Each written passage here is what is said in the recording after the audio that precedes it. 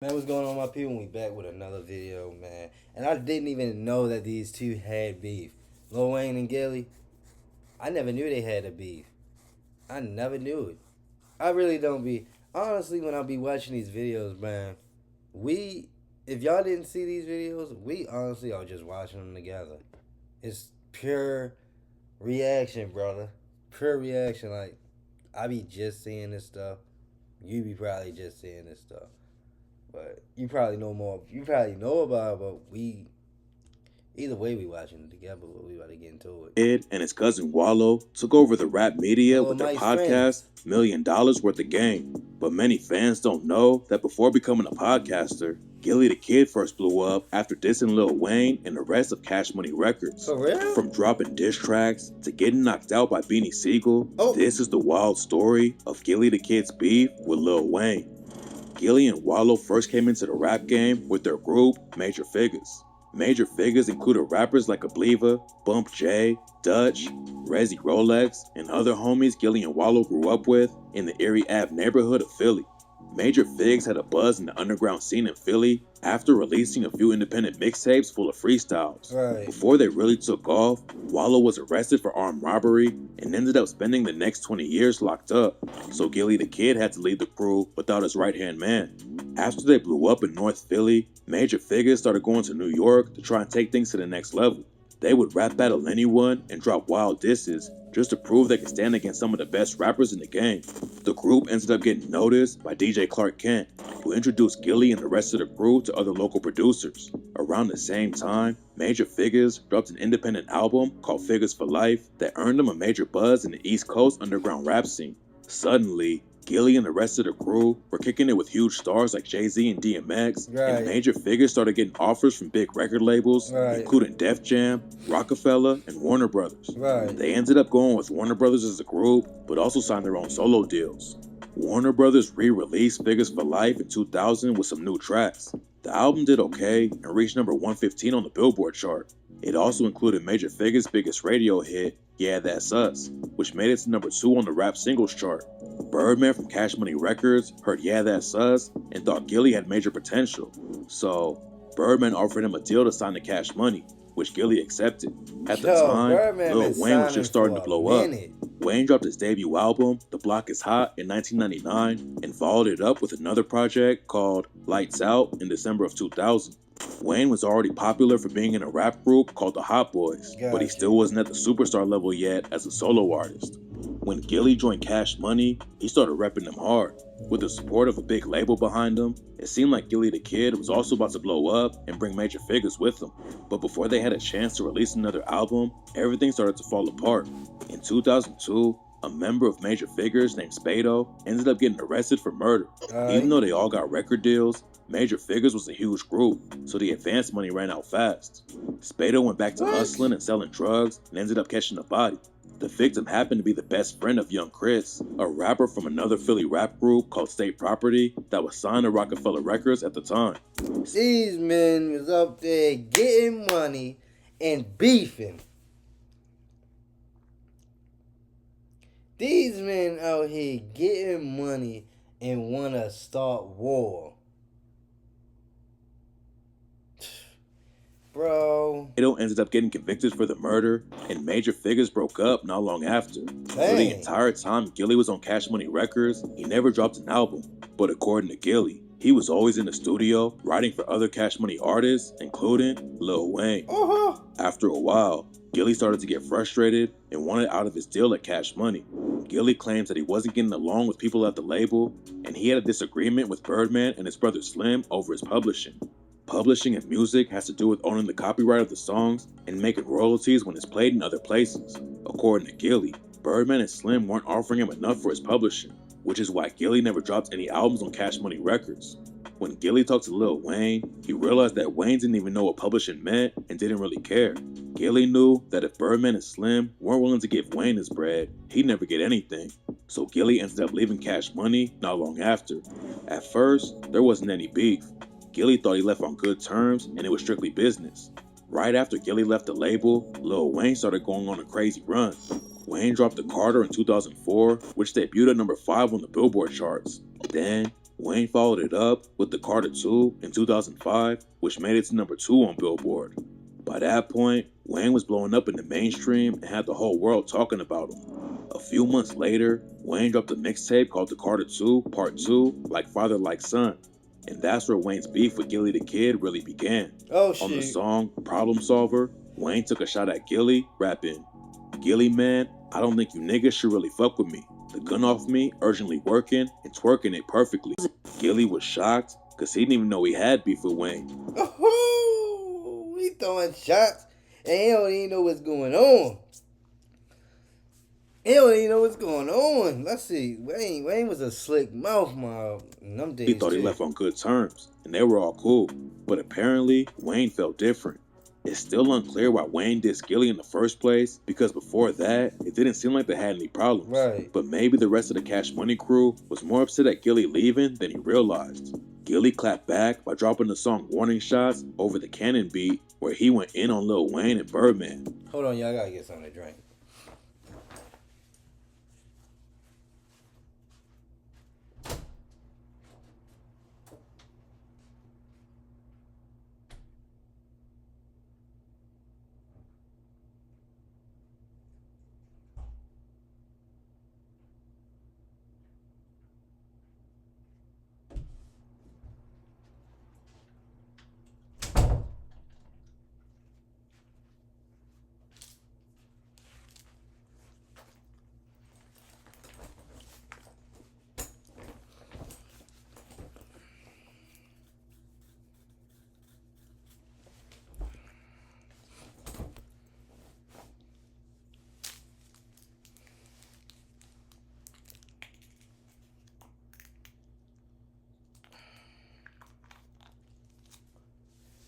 Alright, I'm back, man. I got my drink. First, he made fun of Wayne and Birdman for kissing each other in the mouth, rapping, "God damn it, Dwayne Carter, you kissed Thunder in his mouth? Was you Birdman daughter? You mentioned the kid, and you know Philly way hard. You ain't Birdman Jr., silly, you're Gillie Jr. Ask around the town, I'll cover the order.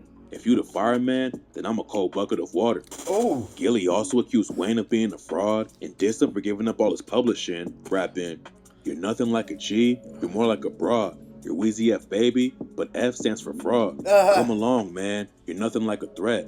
4 albums in, and they receive a publishing check." Gillie also claimed that he wrote for Wayne when he was on Cash Money, rapping, "I'm about to show the kinks in your armor, expose some holes in your story, the fiction and the road to your glory. You fake Milli Vanilli, get slapped silly by Gillie. You're not real, not ill, not hard, a knockoff." Milli Vanilli was a pop group from the 90s who got exposed for having ghostwriters. So Gillie was accusing Wayne of being a fraud who needed other rappers to make him seem hard. Gillie also started dissing Wayne and Birdman on random street DVDs. Gillie claimed that Wayne and Birdman weren't really as tough or rich as they made it seem. Gillie said that Wayne once had to borrow his jewelry for a music video shoot and used him as a ghostwriter for years. Gillie even claims he wrote most of Wayne's bars on the Carter and wrote for a lot of artists on Cash Money while he was there. Damn. Around that time, Gillie also linked up with some of Wayne's ops. He appeared in a video with Gutta Gutta, Kid Kid, and Young Yo. Oh my God, he took it personal now. Rappers that had left Cash Money and had problems with Wayne as well. On the video, Gillie shouted out other Cash Money artists who left the label, like Manny Fresh, Juvenile, and BG. Right. But he kept going in on Birdman and Wayne. Gillie claims he left Cash Money because he wasn't getting paid. He was ghostwriting for everyone, but refused to give up his publishing, so he wasn't allowed to drop an album. Birdman offered him $300,000, but Gillie wanted $2 million. Gillie was willing to meet in the middle, but he said Birdman didn't know how to handle business, so the deal never happened. Around the same time, Wayne was asked about his beef with Gillie the Kid on a set of a music video. Bro, you just one thing. You ever really sat and looked? Yo, Birdman be getting all these guys, but I never once heard good review on them. I do hear good reviews on them. Like Quano Rono, what you just said, that's big. I don't know all this other stuff, but he ain't signed with yo. He ain't signed with him, so far as business, I never heard a good review on him, yo. Recently, before Even Young Boy went to jail, he said some stuff about Birdman. Like I knew I shouldn't have, yeah, but bro, and then Wayne had to sue him. Now we talking about Gillie dissing him and stuff, man. But Wayne just played it off like he didn't even know who Gillie was. Gillie kept applying pressure and dropped another diss track called Frontin' Like Your Daddy over the beat to Wayne's hit song, Stunnin' Like My Daddy. Gillie continued taking shots at Wayne for being fake, rapping, "You're a lame, you're mentioning my name, teardrops up on your face, and you ain't never killed a thing." Wayne also dropped another mixtape called The Drought 3 and had a few bars for Gillie the Kid. On the track, live from 504, Wayne raps, "I'm a shark in the water. Yep, I swim with the big, so I don't have time to deal with Willie the Squid." On the track, I'm Blooded, Wayne also defended Gillie's ghostwriting claims, rapping, "I advanced my flow, and they must like that. They like it so much, they say they write that. Barking at the dog, but I don't bite back. I ain't CPR, I ain't bringing their life back." So, the beef was heating up, and Wayne was finally responding. But just as it was turning into a real rap beef, it suddenly went cold, and neither artist dropped another diss track after that. In 2010, Wayne caught a gun charge and ended up doing almost a year on Rikers Island in New York. While he was locked up, Gillie shouted him out and told Wayne to keep his head up. Fans thought that meant the beef was officially over, and for the next few years, it basically was. Then in 2022, the beef sparked back up again after Gillie and Wayne ran into each other during an event at Jackson State University. Gillie later went on a podcast and said when he saw Wayne, he tried to dap him up, but Wayne was shook and took off as soon as he saw Gillie.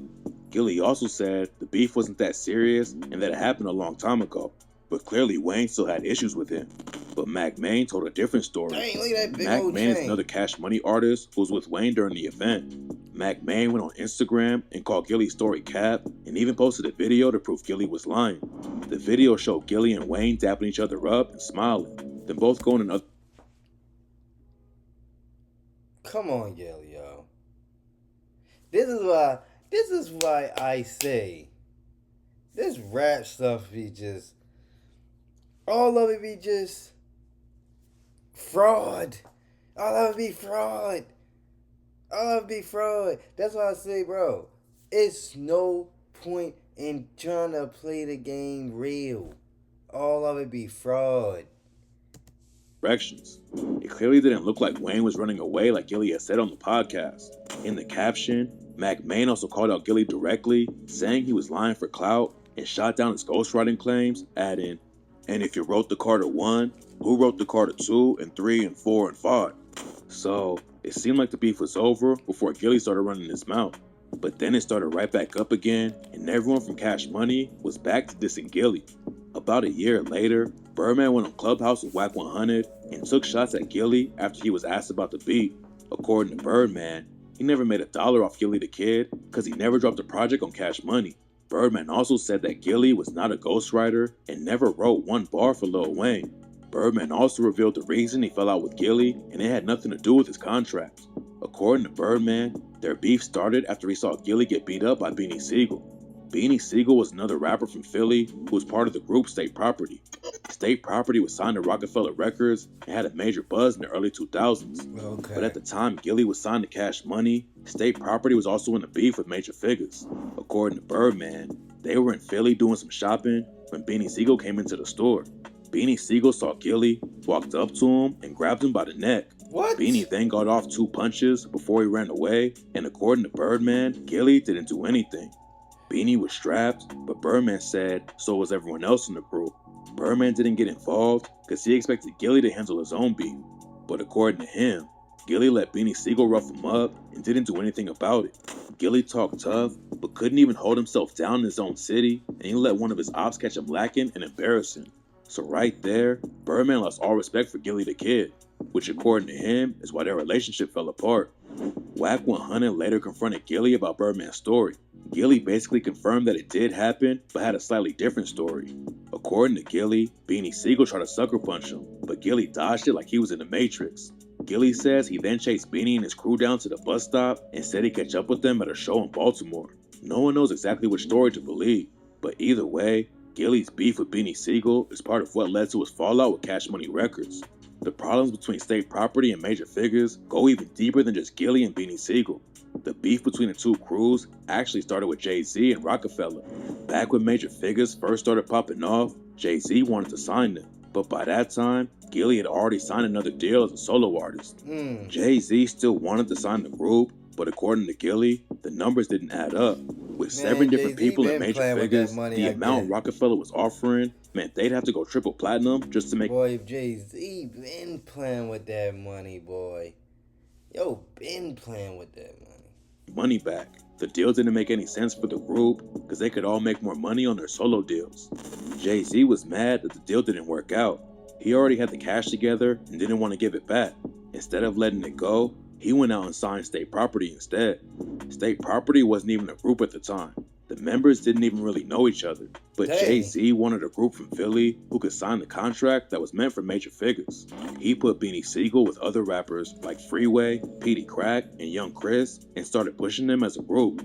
Gillie and major figures started feeling like State Property was jacking their style because they signed the exact deal that was meant for them, which is where the issue started. The beef really popped off after Young Chris from State Property started dissing Spado from Major Figures. Young Chris and Spado grew up in the same hood in Philly and knew a lot of people in common. But Chris heard one of Spade's songs and thought Spade was dissing him. So Chris went on the radio with the rest of State Property and dissed Spade in a freestyle. Spade and the rest of Major Figures clapped back by going on the radio and dissing State Property. Check the four corners of the city, I'm the man of respect. Oh, Sparks, you talking shit, I got my man with a tech. Here come dirty ass Nina, time to call in the cleaners. They kept going back and forth until eventually Beanie Sigel ended up calling into a radio station while Gillie was on the air.